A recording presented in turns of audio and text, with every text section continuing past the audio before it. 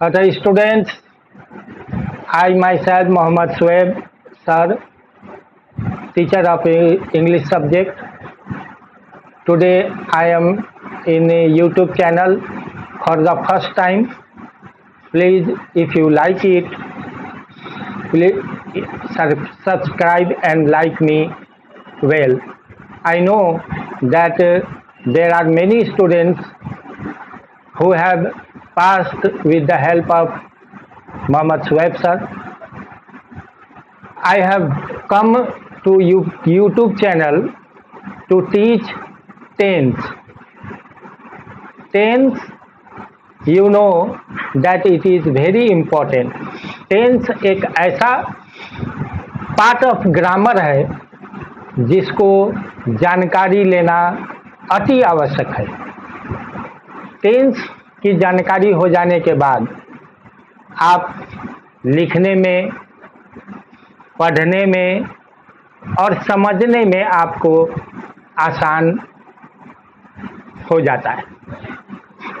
कहने का अर्थ कि टेंस एक महत्वपूर्ण पार्ट ऑफ ग्रामर है।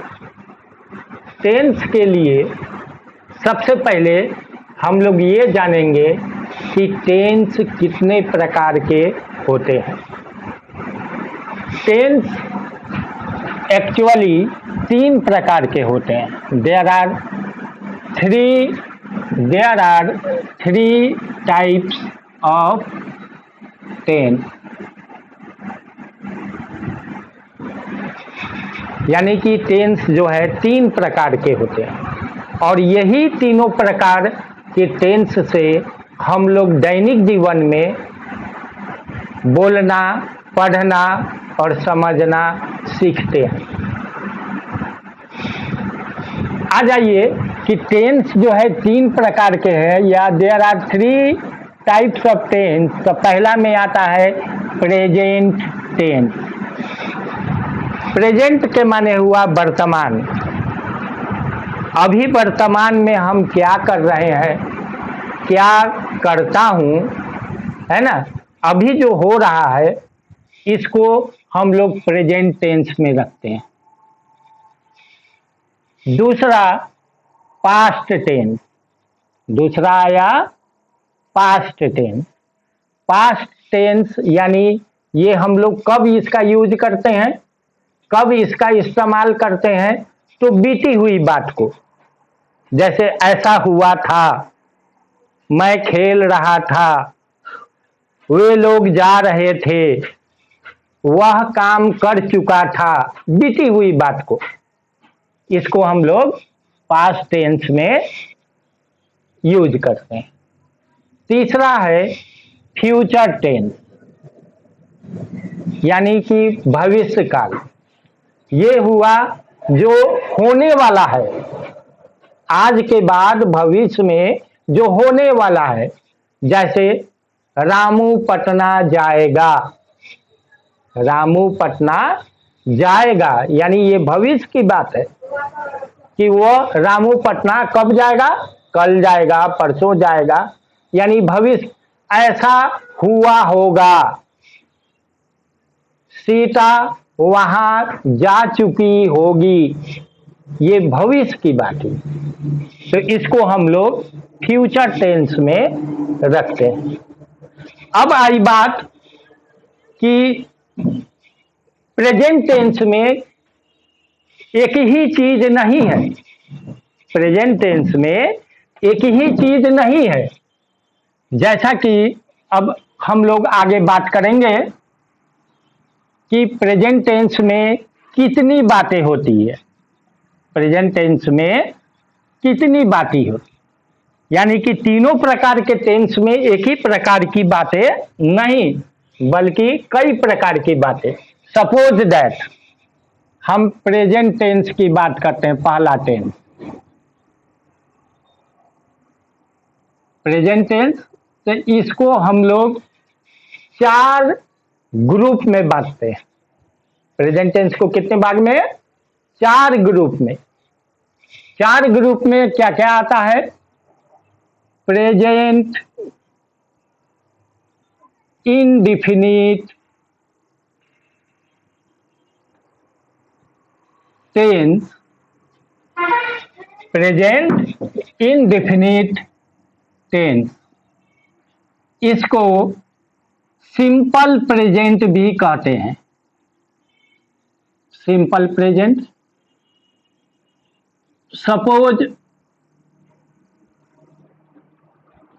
सिंपल प्रेजेंट, जैसा कि हम लोगों ने पढ़ा, मेरा एजुकेशन भूटान से है, तो भूटान में जब हम पढ़ते थे तो उस समय प्रेजेंट इंडेफिनिट हम लोग नहीं पढ़े, हम लोग पढ़े सिंपल प्रेजेंट। और यहाँ जब मैं बिहार में आया 1990 में, तो यहाँ बुक में मैंने देखा प्रेजेंट इंडेफिनिट, मैं कंफ्यूज कर गया।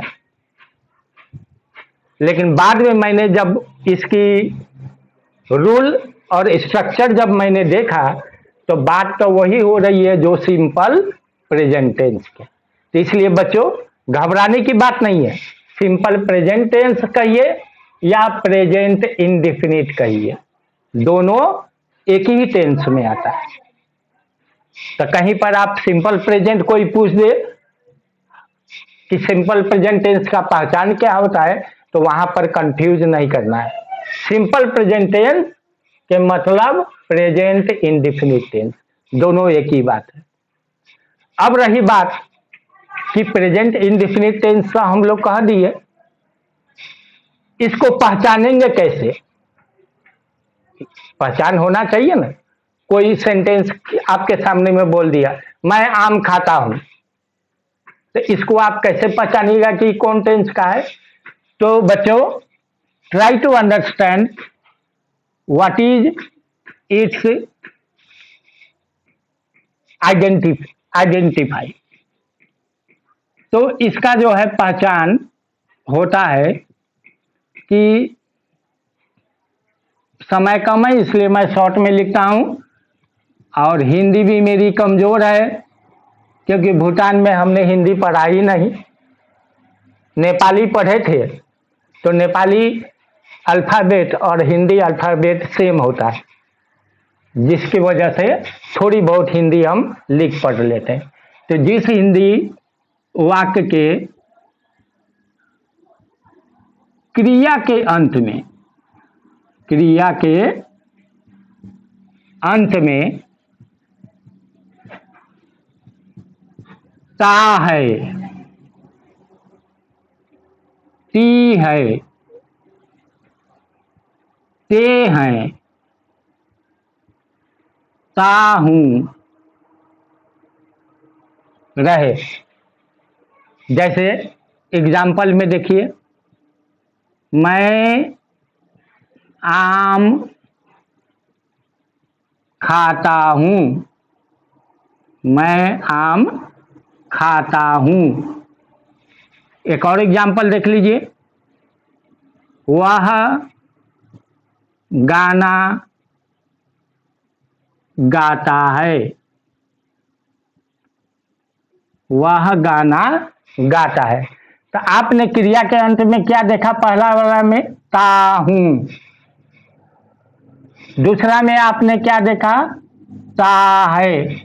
तो वही क्रिया के अंत में ता है, ती है, ते है, ता हूं रहे, तो हम समझ जाएंगे कि वह सेंटेंस किसकी बात कर रहा है?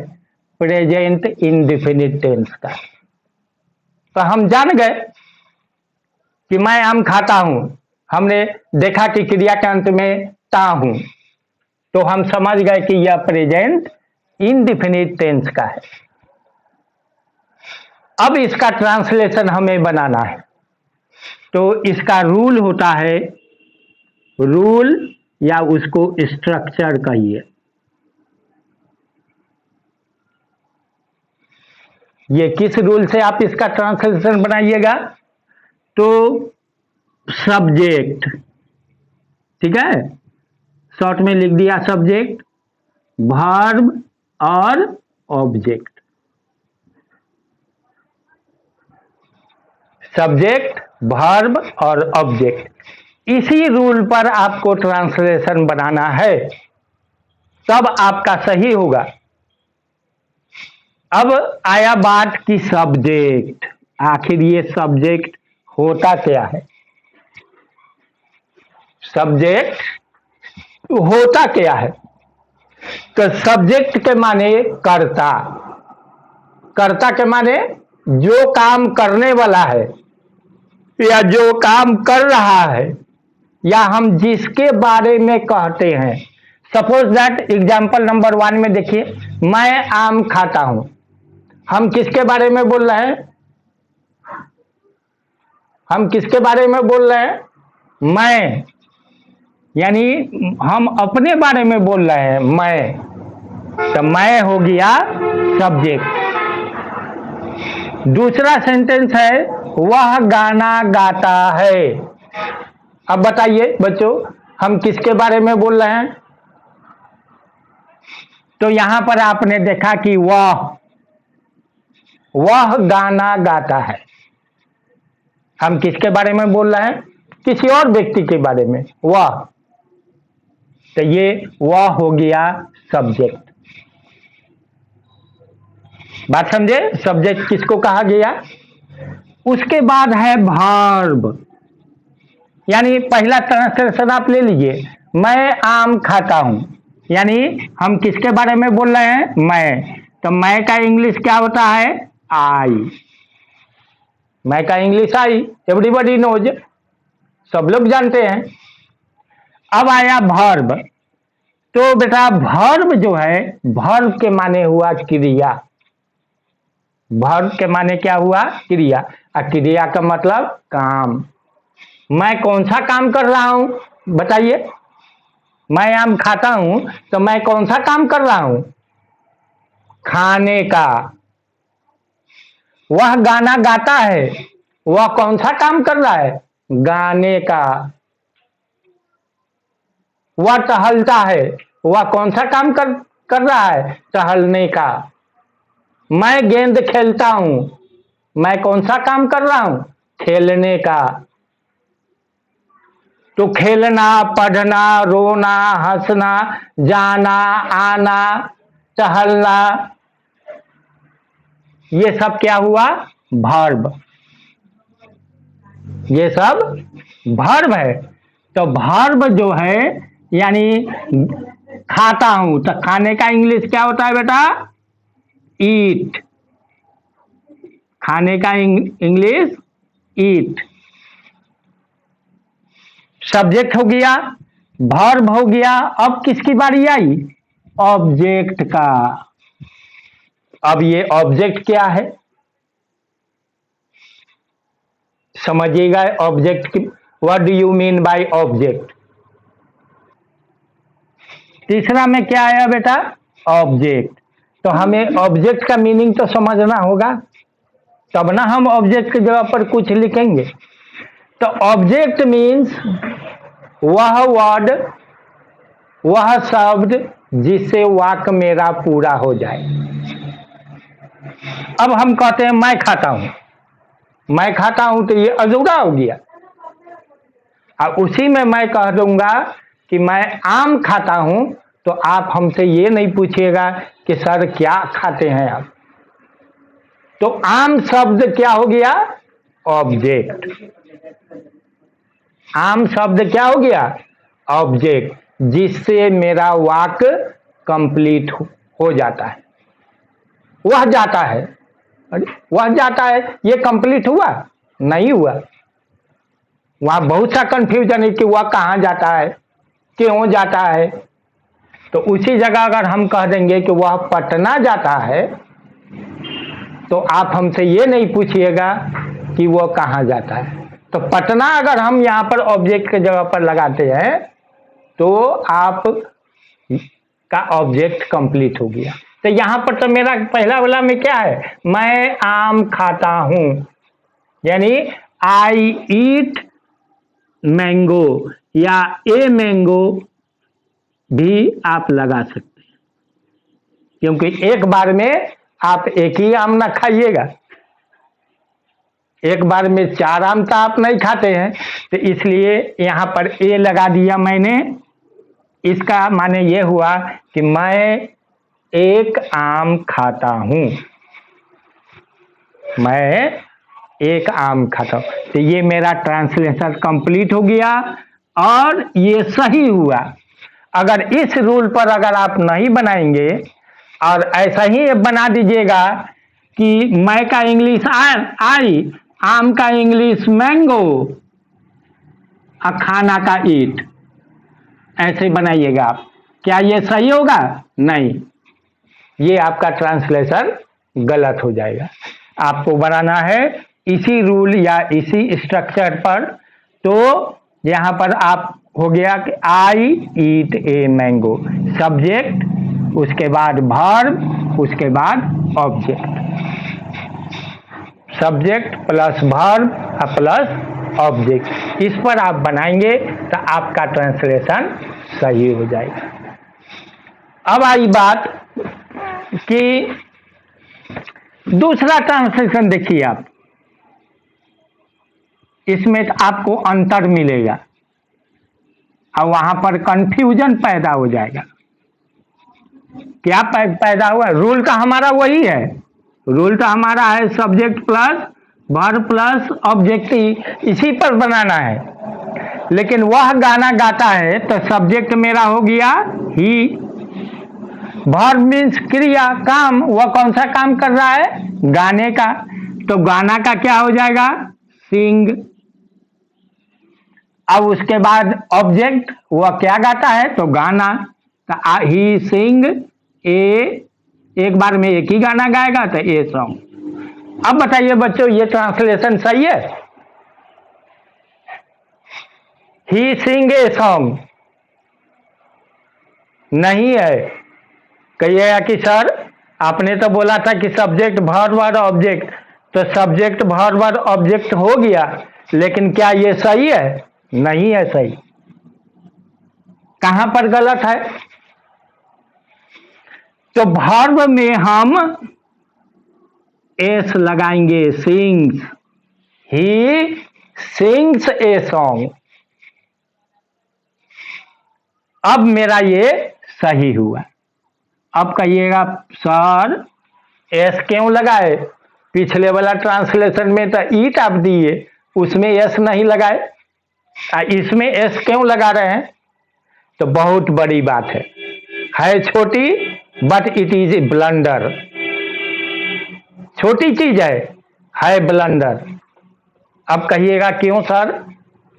तो वो इसलिए कि नोट में ये कहा जाता है कि सब्जेक्ट अगर I, you, we, they, Ram and Shyam, दो आदमी, राम एंड श्याम दो आदमी, तो इसमें वर्ब में एस या ईएस नहीं लगता है।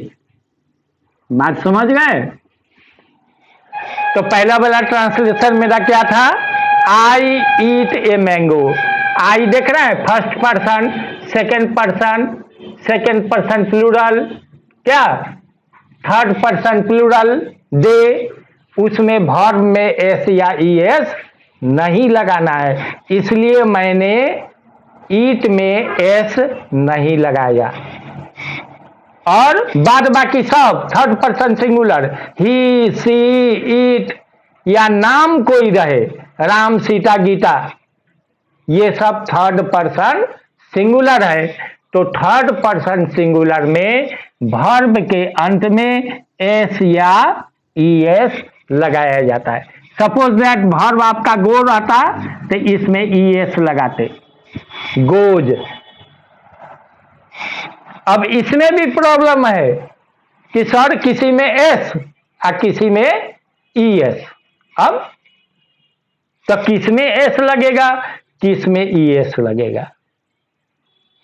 अब देखिए, सिंग में अंत में क्या है? सिंग वर्ड में अंत में जी है। जी क्या है बच्चों? वॉवेल या कॉन्सोनेंट? ये कॉन्सोनेंट है, तो कॉन्सोनेंट में एस लगाया जाता है। हमने कहा गो, तो ओ क्या हुआ बेटा? वॉवेल। तो वॉवेल में आपको ES लगाना है। क्लियर? हाँ तो बच्चों, आज हम लोग टेंस का, प्रेजेंट टेंस का पहला टाइप प्रेजेंट इंडेफिनिट टेंस के बारे में जानकारी लिया, और मेरी समझ से हमने एक चीज नहीं छुपाया अपने लिए। आज 35-40 सालों से मैं इस वर्क में हूँ, इस जॉब में हूँ, और मैं ये चाहता हूँ कि बच्चे हमसे ज़्यादा से ज़्यादा कैप्चर करें, कुछ ले। तो ये प्रेजेंट इंडेफिनिट टेंस में हमने एक चीज भी नहीं छुपाई, सारा चीज आपके सामने रख दिए हैं। If you like it, like me और सब्सक्राइब मी।